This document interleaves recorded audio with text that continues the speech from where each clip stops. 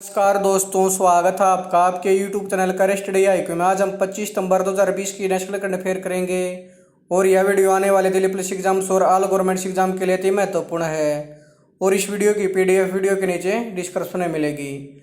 आज का पहला प्रश्न है, हाल ही में किसको चिकित्सा शिक्षा के लिए वर्ष 2020 के IG नोबेल पुरस्कार के लिए चुना गया? Option: Barack Obama, Narendra Modi, Anil Doval, Venkaiah Naidu. इसका सही आंसर है नरेंद्र मोदी को। प्रधानमंत्री नरेंद्र मोदी को चिकित्सा शिक्षा के लिए वर्ष 2020 के IG नोबेल पुरस्कार के लिए चुना गया है। संस्था के मुताबिक उन्हें कोविड-19 महामारी के जरिए दुनिया को सीख देने की वैज्ञानिकों के अलावा राजनेता भी लोगों के जीवन को बचाने में अहम भूमिका निभा सकते हैं के लिए सम्मानित करने के लिए चुना गया। PM मोदी IG नोबेल पुरस्कार से सम्मानित होने वाले दूसरे भारतीय प्रधानमंत्री हैं। इससे पहले 1998 में अटल बिहारी वाजपेयी को इस पुरस्कार से सम्मानित किया गया था। उन्होंने परमाणु प्रशिक्षण के बाद शांति की वकालत करने के लिए संयुक्त रूप से पाकिस्तान के प्रधानमंत्री नवाज शरीफ के साथ IG नोबेल शांति पुरस्कार जीता।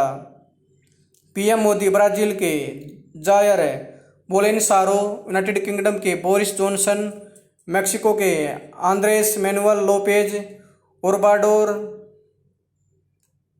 बेलारूस के अलेक्जेंडर लुकाशेंको, USA के डोनाल्ड ट्रंप, तुर्की के रेसेप तैयप एर्दोगन, रूस के व्लादिमीर पुतिन और तुर्कमेनिस्तान के गुरबंगुली बर्दिमुहमदोवेद के साथ इस पुरस्कार को साझा करेंगे। इसके अलावा भारत और पाकिस्तान की सरकारों ने संयुक्त रूप से IG नोबेल शांति पुरस्कार 2020 जीता है। हमारा अगला प्रश्न है, हाल ही में भारत के कितने सागर तटों की प्रतिष्ठित अंतर्राष्ट्रीय इको लेवल ब्लू फ्लैग प्रमाण पत्र के लिए सिफारिश की गई? ऑप्शन 8, 9, 10, 11। इसका सही आंसर है 8। पहली बार भारत के 8 सागर तटों की प्रतिष्ठित अंतर्राष्ट्रीय इको लेवल ब्लू फ्लैग प्रमाण पत्र के लिए सिफारिश की गई है। इन समुद्र तटों का चयन प्रख्यात पर्यावरणविदों और वैज्ञानिकों से बना एक स्वतंत्र राष्ट्रीय जूरी द्वारा किया गया था। यह घोषणा केंद्रीय पर्यावरण, वन और जलवायु परिवर्तन मंत्री प्रकाश जावड़ेकर ने 18 सितंबर को आयोजित एक आभासी कार्यक्रम के दौरान की। क्या है ब्लू फ्लैग प्रमाणीकरण? ब्लू फ्लैग प्रमाण पत्र foundation for environment education Denmark द्वारा दिया जाने वाला एक अंतर्राष्ट्रीय स्तर पर मान्यता प्राप्त इको लेवल है। ब्लू फ्लैग सागर तट विश्व के सबसे स्वच्छ सागर तट माने जाते हैं। ब्लू फ्लैग प्रमाणन के लिए चुने गए 8 समुद्र तट हैं: गुजरात का शिवराजपुर तट, दमन एवं दीव का गोगला तट, कर्नाटक का कासरगोड बीच, कर्नाटक का पंदुविर्दी बीच, केरल का कप्पड़ बीच, आंध्र प्रदेश का ऋषिकोंडा बीच, उड़ीसा का गोल्डन बीच, अंडमान निकोबार का राधानगर बीच। आयोजन के दौरान केंद्रीय मंत्री प्रकाश जावड़ेकर ने भारत के इको लेवल तटीय पर्यावरण एवं सुरुचिपूर्ण प्रबंधन सेवा कार्यक्रम के शुभारंभ की भी घोषणा की। BEAMS के बारे में यह पहल अपने एकीकृत तटीय क्षेत्र प्रबंधन परियोजना के तहत शुरू की गई है। MOEFCC BEAMS कार्यक्रम के तहत परियोजना को एकीकृत तटीय प्रबंधन सोसाइटी द्वारा क्रियान्वित किया जाएगा, जिसका उद्देश्य तटीय जल में प्रदूषण को कम करना, समुद्र तट की सुविधाओं के सतत विकास को बढ़ावा देना, पर्यावरण और नियम तटीय के अनुरूप समुद्र तटों के लिए स्वच्छता और सुरक्षा के उच्च मानकों को बनाए रखना है। हमारा अगला प्रश्न है, हाल ही में विश्व अल्जाइमर दिवस कब बनाया गया? ऑप्शन 21 सितंबर, 22 सितंबर, 23 सितंबर, 24 सितंबर। इसका सही आंसर है 21 सितंबर को। प्रत्येक वर्ष 21 सितंबर को विश्व स्तर पर विश्व अल्जाइमर दिवस मनाया जाता है। इस दिन को बनाए जाने का उद्देश्य अल्जाइमर रोग और इससे संबंधित भ्रांतियों के बारे में जागरूकता बढ़ाना है। विश्व अल्जाइमर दिवस 2020 का विषय लेट्स टॉक अबाउट डिमेंटिया है। विश्व अल्जाइमर दिवस की शुरुआत 21 सितंबर 1994 को एडिनबर्ग में 10वीं वर्षगांठ के अवसर पर ADI के वार्षिक सम्मेलन के उद्घाटन के दौरान की गई थी। अल्जाइमर रोग के बारे में, अल्जाइमर एक मस्तिष्क से जुड़ी बीमारी है जिसमें व्यक्ति धीरे धीरे अपनी याददाश्त खोने लगता है। इस बीमारी में व्यक्ति छोटी से छोटी बात को भी याद नहीं रख पाता है। जब यह बीमारी अत्यधिक बढ़ जाती है तो व्यक्ति को लोगों के चेहरे तक याद नहीं रहते। अभी तक इस बीमारी का कोई सटीक इलाज नहीं मिला है। हमारा अगला प्रश्न है, हाल ही में किसने कर्नाटक के राज्यसभा क्षेत्र से राज्यसभा के सदस्य के रूप में शपथ ली है? हमारे ऑप्शन है दिग्विजय सिंह, HB देवगौड़ा, HD देवगौड़ा, अनिल डोभाल, उपरोक्त सभी। इसका सही आंसर है HD देवगौड़ा। भारत के पूर्व प्रधानमंत्री HD देवगौड़ा ने कर्नाटक से राज्यसभा के सदस्य के रूप में शपथ ग्रहण की। 1996 से यह पहला मौका है जब JD नेता उच्च सदन के सदस्य बने हैं। श्री देवगौड़ा 1 जून 1996 से 21 अप्रैल 1997 तक भारत के 11वें प्रधानमंत्री थे। इसके अलावा उन्होंने 1994 से 1996 तक कर्नाटक के मुख्यमंत्री के रूप में भी कार्य किया है। हमारा अगला प्रश्न है, हाल ही में किस बैंक ने अपने ग्राहकों के लिए वीडियो KYC सुविधा की शुरुआत की? HDFC bank, PNB bank, SBI bank, RBI bank. इसका सही आंसर है HDFC बैंक। HDFC बैंक ने अपने ग्राहकों के लिए वीडियो KYC सुविधा की शुरुआत की है। सहमति आधारित वीडियो KYC सुविधा एक सकुशल और सुरक्षित माहौल में खाता खोलने की प्रक्रिया के दौरान संभावित ग्राहक की पहचान प्रमाणित करने का एक वैकल्पिक तरीका है। भारतीय रिजर्व बैंक के निर्देशों के अनुसार वीडियो KYC पूरा होने पर यह KYC के बराबर है और ग्राहक इसके बाद सभी वित्तीय बैंकिंग उत्पादों के लिए योग्य होंगे। HDFC बैंक वीडियो KYC सुविधा चरणबद्ध तरीके से शुरू की जाएगी।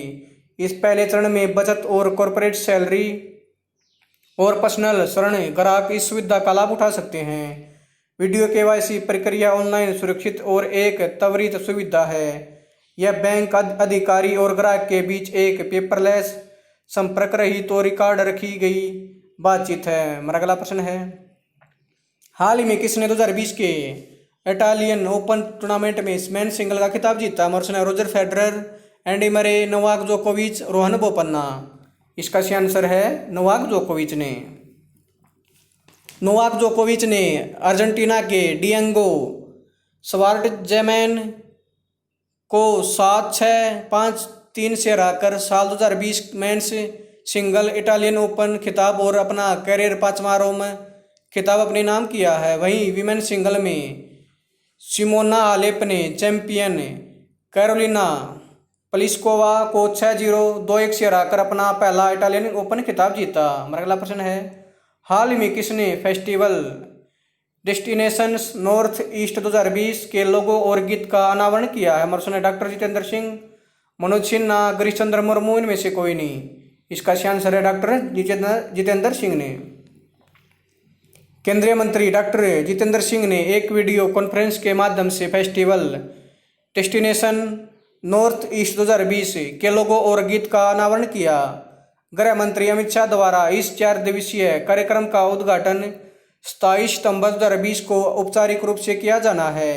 यह फेस्टिवल देश के अन्य हिस्सों के लोगों को नॉर्थ ईस्ट की समृद्ध व्यवसाय अक्षमता से परिचित कराने में मदद करता है। यह पूर्वोत्तर की पर्यटन अक्षमता को भी बढ़ावा देगा।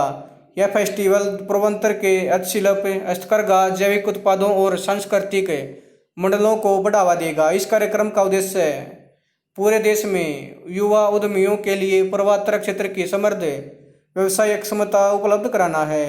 इस फेस्टिवल को 2018 में चंडीगढ़ में, 2019 में इंडिया गेट नई दिल्ली में भी आयोजित किया जा चुका है। हमारा अगला प्रश्न है, हाल ही में वॉल्वो कार इंडिया ने अपने वाहनों के लिए ग्राहकों को आसान फाइनेंस सुविधा उपलब्ध कराने के लिए वॉल्वो कार फाइनेंशियल सर्विस शुरू करने के लिए किस बैंक के साथ साझेदारी की? हमारा HDFC bank, PNB bank, RBI bank, SBI bank. इसका सही आंसर है HDFC bank. Volvo car India ने अपने वाहनों के लिए ग्राहकों को आसान फाइनेंस सुविधा उपलब्ध कराने के लिए वॉल्वो कार फाइनेंशियल सर्विस शुरू करने के लिए HDFC बैंक के साथ साझेदारी की है। इस सुविधा के अंतर्गत कार की एक्स शोरूम कीमत की 100% तक फाइनेंस सुविधा दी जाएगी और साथ ही विशिष्ट शर्तों के तहत कोई फोरक्लोजर चार्ज नहीं लिया जाएगा। यह वोल्वो कार को फाइनेंस कराने के लिए एक तेज, आसान और लागत अनुकूलित समाधान है वोल्वो कार फाइनेंशियल सर्विस की अन्य विशेषताओं में 7 साल तक कारण सहित बीमा, अधिक वारंटी, सर्विस पैकेज और सहायक उपकरण को फाइनेंस करने जैसी सुविधाएं भी शामिल हैं। यह खरीदारों को एक आसान फाइनेंस अनुभव प्रदान करते हुए जल्दी ऋण अनुमोदन और एक समान प्रसंस्करण शुल्क की अनुमति देता है। हमारा अगला प्रश्न है, हाल ही में किसने SIFI अथवा SIP इन फिक्स्ड इनकम नामक एक नया अभियान शुरू किया? प्रश्न है DRDO, ISRO, IDFC mutual fund, ICMR। इसका सही आंसर है IDFC म्यूचुअल फंड ने। IDFC म्यूचुअल फंड ने SIFI अथवा SIP इन फिक्स्ड इनकम नामक एक नया अभियान शुरू किया है। SIFI नामक के नया कैंपेन निवेशकों को सिस्टेमेटिक इन्वेस्टमेंट प्लान्स के जरिए फिक्स्ड इनकम प्रोडक्ट्स में निवेश करने के फायदों के बारे में जागरूक करने के लिए शुरू किया गया है। SIFI बेहतर जोखिम समायोजित रिटर्न दिलाने में मदद करेगा और डेब्ट फंड SIP इक्विटी बाजारों में उच्च अस्थिरता के प्रभाव को कम करने में मदद कर सकता है, जिससे आवंटन को संतुलित किया जा सकता है। IDFC म्यूचुअल फंड की SIFI पहल का उद्देश्य है निवेशकों को यह जानकारी देना है कि इक्विटी और डेट SIP का संयोजन उन्हें कठिन समय में नेविगेट करने में कैसे मदद कर सकता है। IDFC AMC के मुख्य कार्यकारी अधिकारी हैं विशाल कपूर। और आज का आखिरी प्रश्न है, हाल ही में किस देश के पूर्व प्रधानमंत्री जॉन टर्नर का निधन हो गया? प्रश्न कनाडा, रूस, अमेरिका, प्रयोग सभी। इसका सही आंसर है कनाडा। कनाडा के पूर्व प्रधानमंत्री जॉन टर्नर का निधन 91 वर्ष की आयु में हो गया है। उन्होंने 1984 में केवल 79 दिनों के लिए प्रधानमंत्री के रूप में कार्य किया था, जो कनाडा के इतिहास में प्रधानमंत्री के रूप में दूसरा सबसे छोटा कार्यकाल है। उनका जन्म 7 जून 1929 को रिचमंड, इंग्लैंड में हुआ था। जॉन टर्नर ने 1968 से 1972 तक प्रधानमंत्री पियर ट्रूडो की कैबिनेट में न्याय मंत्री के रूप में भी सेवा की, जिसके दौरान उन्होंने संघीय अदालत का निर्माण किया तथा 1960 के दशक में समलैंगिकता के अपराधीकरण और अन्य सुधारों में गर्भपात के खिलाफ बचाव किया। उन्हें 1994 में ऑर्डर ऑफ कनाडा दिया गया था।